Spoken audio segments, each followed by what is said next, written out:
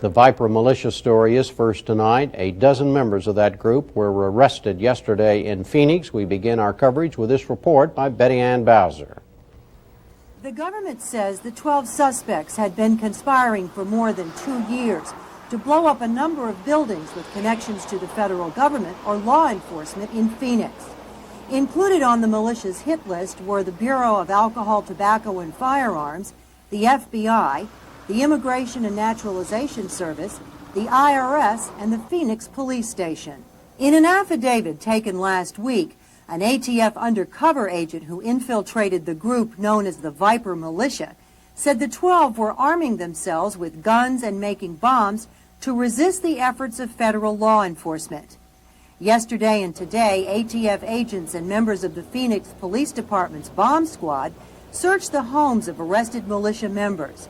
At the home of alleged militia member Gary Curtis Bauer, bomb squad Lieutenant Mike DiBenedetto said he couldn't believe what they found. So far we've got an incredible amount of weapons, and for the most part most of these weapons are rifles, semi-automatic and automatic weapons inside the home.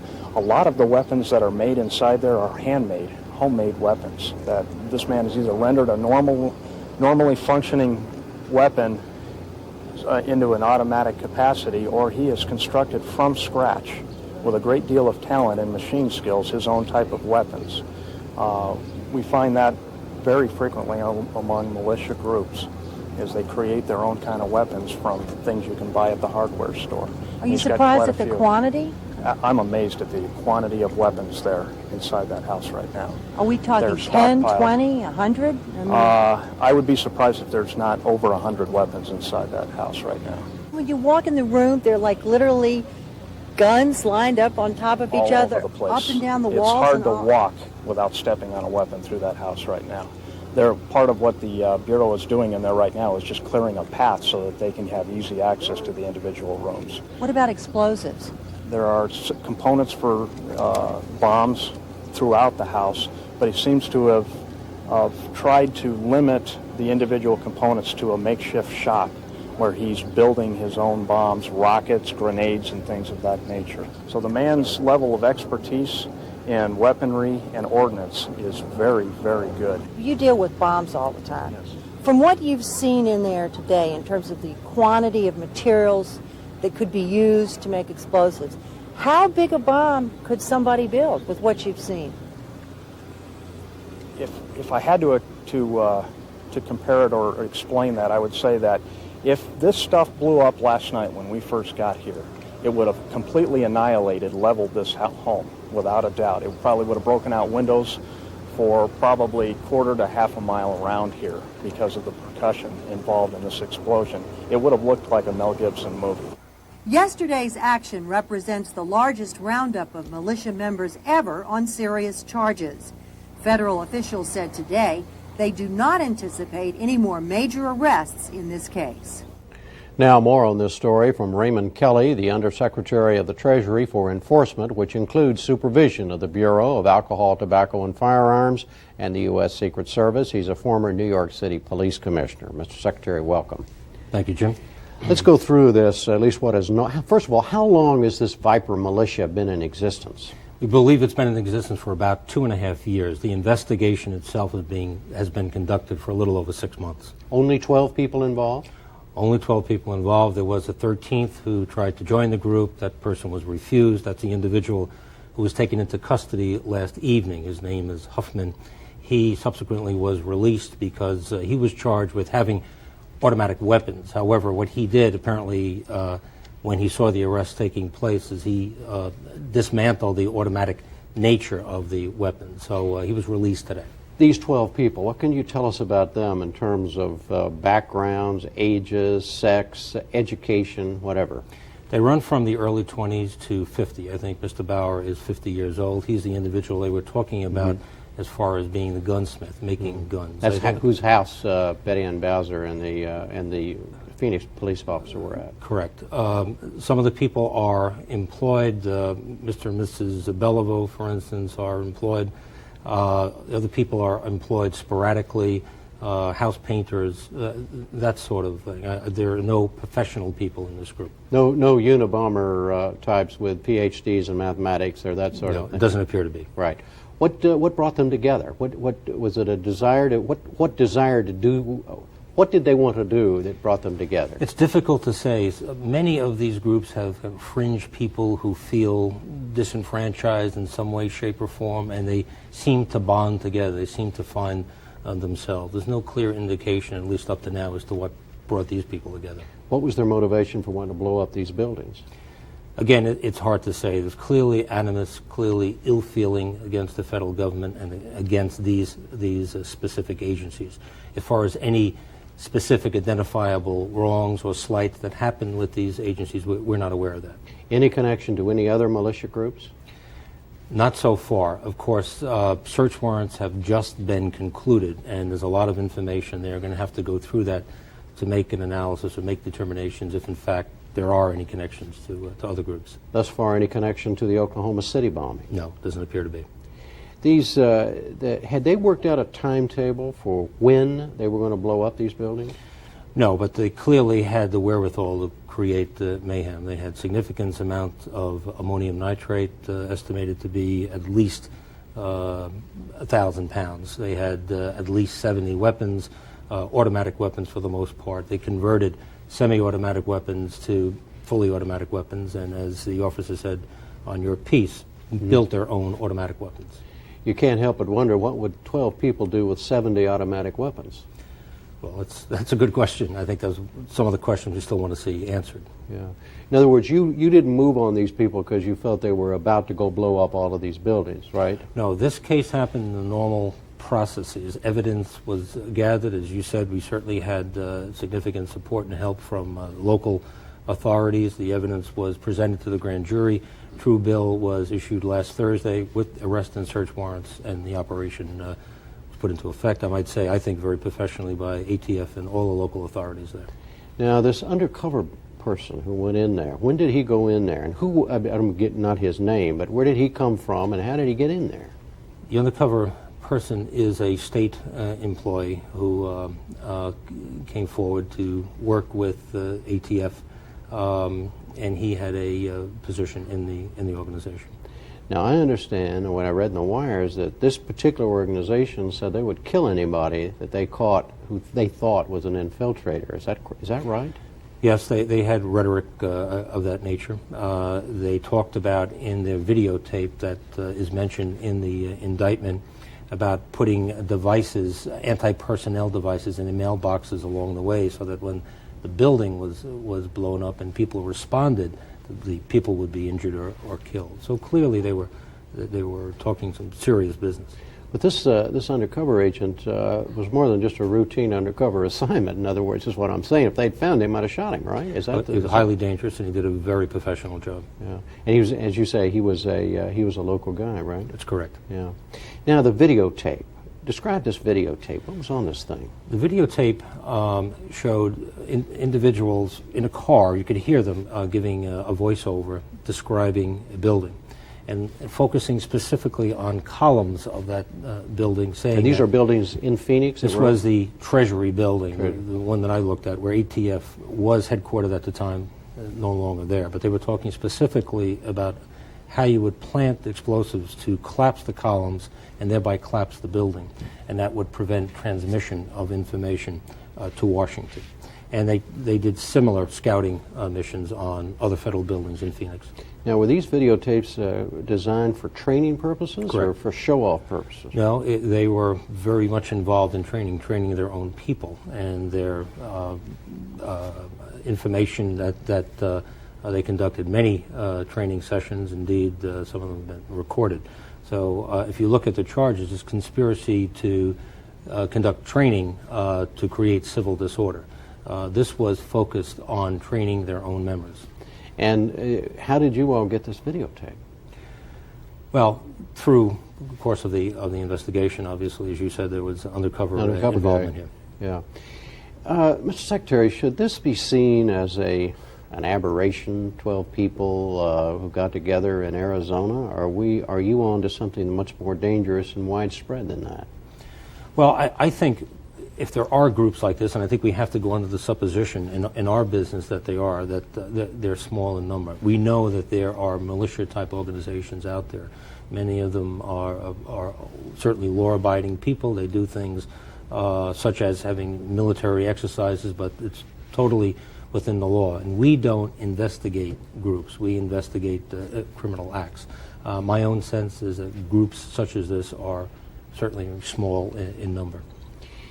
Is there any doubt in your mind and your colleagues' minds that these people intended to actually carry this thing out? This was more than just a bunch of people sitting around deciding, hey, if we wanted to blow up these buildings, here's how we would do it? No, certainly in my mind there's no doubt the things that they did, first of all, the continual accumulation of explosive devices, the continual manufacture of these weapons, going out and doing scouting, and then going out into the desert and actually exercising, detonating explosives, firing their fully automatic weapons. There's no doubt in my mind that at some time they were going to pull the trigger on this whole thing.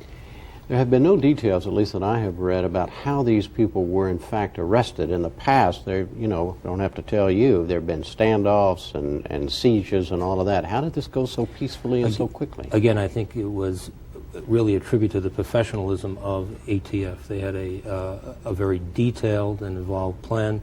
They involved the state and local authorities, and it worked like clockwork. They were very They did it all at one time? All 12 of They these? did it all were they in different the same locations? time period, all at different locations, with the exception of actually three people were taken the same location. But it was done very professionally and with a great sensitivity to keeping any possibility of harm to an absolute minimum. No one was hurt. None of the agents were hurt. None of the suspects were injured. Was there the threat of violence? These people certainly one person was armed, and if in fact this operation had not gone as well as it had, they certainly had the ability to perhaps go back to their houses, where we know that they had a lot of weapons, as the search is disclosed. All right. Do you feel, sitting here now, that there's still an awful lot more information to be found out, or do you feel you've got it? Well, I think certainly we have the core of this group, but as we go through the information that's been produced as a result of the search warrants, I think there's a lot more useful information, hopefully useful information that we can use to further this investigation and maybe other investigations. Mr. Kelly, thank you very much. Thank you, Jim. Now an update on the Arizona Viper Militia. There was a detention hearing today in Phoenix. Betty Ann Bowser was there and has this report. 10 of 12 members of the group appeared in court today, providing the first glimpse of the government's case against the Viper Militia. Prosecutors played a videotape made by members of the group showing them blowing up homemade bombs in the desert. A government witness, Special ATF Agent Stephen Ott, testified he and an undercover agent had been monitoring the group for more than 6 months, and during that time observed them stockpiling weapons, teaching each other how to make bombs, and discussing how they might direct violence at federal buildings in downtown Phoenix. The 12 Viper Militia members were arrested on Monday on federal conspiracy and weapons charges. All week long, federal officials have combed through the homes of militia members, finding what they characterized as an astonishing arsenal of weapons. At one home alone, they confiscated more than 100 guns. Some were homemade automatic and semi-automatic weapons. And federal agents found more than 400 pounds of materials that can be used to make explosives. Maricopa County Attorney Richard Romley heads a task force that has been investigating Arizona militias for several years. Although he is not involved in this federal case, he says discovering groups like the Vipers confirms what his team has suspected, that some extremist militia groups have gone underground. The militia movement and the way they've structured themselves has really made it very difficult for law enforcement to investigate them and to get a real handle on how serious a threat this is, because they create independent cells. It's not like a large organization like the Mafia. They are independent and generally do not interact with other cells towards a large organization, and so you literally have hundreds of them out there. Law enforcement has to come together. We haven't done a good enough job of trying to ferret out the real extremist components of the militia members.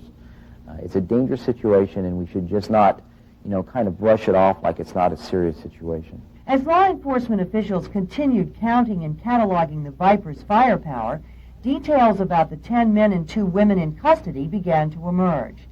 The suspects range in age from 27 to 50.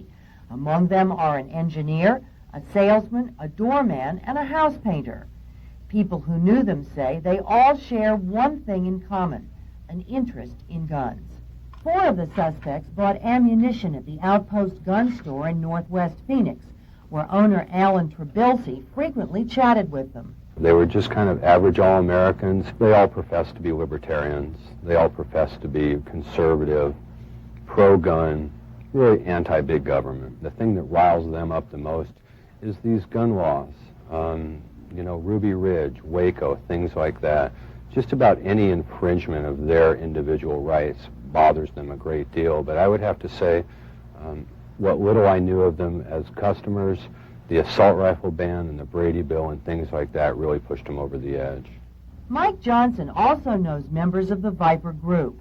As a spokesman for 3 Arizona militia organizations, he met with the Vipers some months ago, and he was concerned about the violent nature of their conversation. Team Viper was a small group, very outspoken, that was a little more boisterous than most militias, what we really cared for. They weren't interested in as much of the political aspect, into the teaching aspect, into dealing with other people as other groups. From talking with them at meetings, we found that because of that uncontrollability, because of the boisterousness, I felt personally, and so did others, that we really did not want to associate with these people. Johnson is one of the few militia leaders and supporters who knew the Viper militia even existed. Did the Vipers, did they catch you by surprise? It truly did. We like to think, especially on our home turf here, that we're connected with the militias. Jack McLam is a retired Phoenix policeman who runs the organization Police Against the New World Order. He helped negotiate a settlement recently to the standoff between the FBI and the so-called free men in eastern Montana. And like many militia supporters, McLam is very skeptical that the government has a case against the 12 suspects. I have a lot of problems today. I'm sorry to say that when the federal government's involved in something, we have to look very carefully at truly what happened. I hope that these are good, sound charges, and these are truly the bad guys, because they've sure been painted that way. And it would be nice for once that they truly were the bad guys and the police got it right. Joel Brescian is the regional director of the Phoenix Anti-Defamation League, which has been tracking militia groups for years. He says it's a frightening sign that so few people were aware of the Viper militia's existence. The fact that they were able to discipline themselves to keep quiet and to keep their plans secret, even from some of the other militias in this state, I believe shows their seriousness, their dedication to their cause, and their intent to, at some point, do some very, very real damage. What it means is that we really don't have a handle on terrorist groups like this, and we don't know where they are. We know they're out there, obviously, but it's going to take a concerted effort by all law enforcement agencies to try to find these people, and it's going to take, I believe, a change in how we as Americans view these kinds of anti-government groups. Yesterday, on the day Americans celebrate the birth of this nation, few people we talked to seemed concerned about these anti-government groups. In Glendale, a Phoenix suburb near where many of the Viper militia members lived, residents gathered as they do every year to picnic and watch fireworks. We asked several people if they thought there had been a rise in militia activity in Arizona and whether or not it concerned them. I don't think there's any more than there probably was 10, 15 years ago. It's just the idea, it's a focal point now, it's news. And what used to be a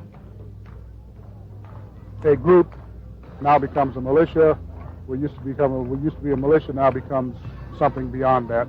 I think there's a lot of people that have ideas against the government or against whatever philosophies or groups, but that they don't do anything. Half the fun is in the planning, and they just get all hyped up about that. You have to go on with your life. Either that or you'll be in your house, close the door. We wouldn't be out here tonight if we were, if it scared us that much. Maricopa County DA Romley is concerned that more people are disturbed about what he perceives as the growth in extreme militia groups. I think law enforcement has finally gotten the message, but I'm not sure everybody else has. These people are dangerous? Oh, no question. Are there more of them than most of us think? Now, I believe probably there are more, but it's very hard to tell. From my perspective, from what we've been hearing, from the intelligence we've been able to gather, the numbers are growing. I think that they're significant.